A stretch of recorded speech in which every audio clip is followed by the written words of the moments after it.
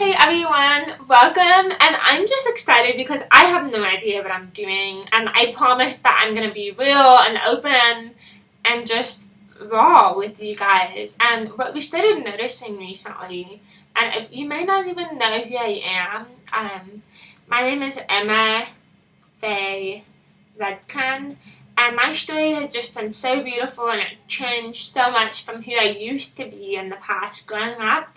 And I am a deaf person, but until recently, about 4 years ago, I started to pick up sign language. So we're always going to caption these, or we're going to have interpreting in it. So I'm just excited to get to know you guys. And what happened was, already my hair is going all crazy.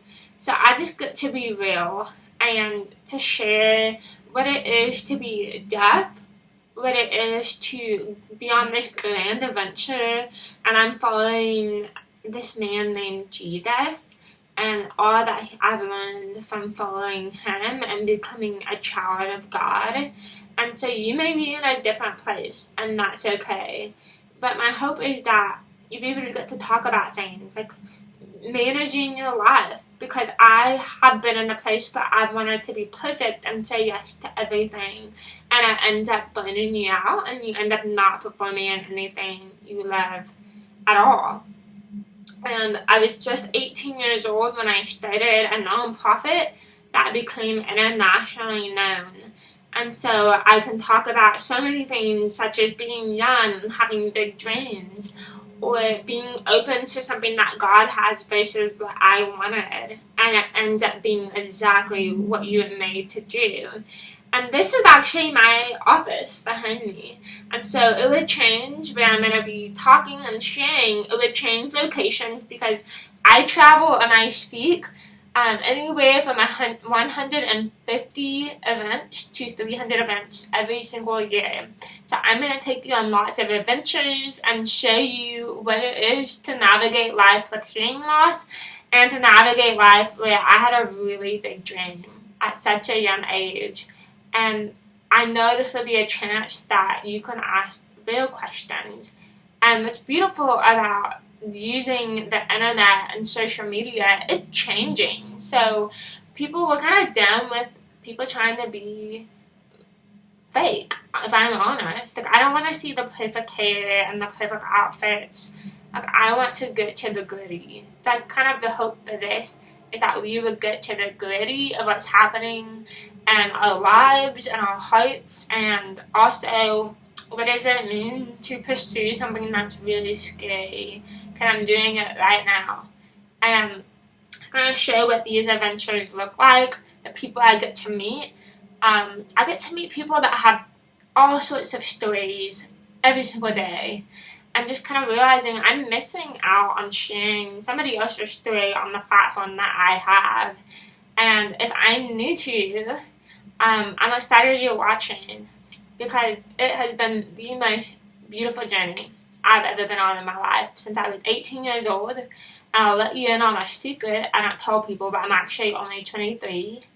And I try to listen and grow with God, because I realized early on in my life that I wasn't very good at being a human without Jesus. So that's me being real.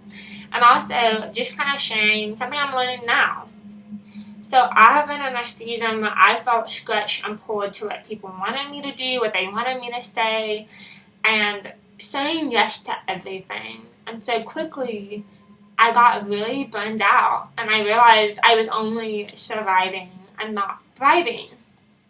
And that I was just dealing with a lot of conflict, a lot of people issues, and I just felt like there is this phase over my life, and it does come from scripture, so it comes from the Bible, but it is really sweet. It says, pursue peace, and this is something I have on my desk right now, and it's talking about what does it mean to pursue peace with others, and to pursue, you can even see it, there you go, pursue peace.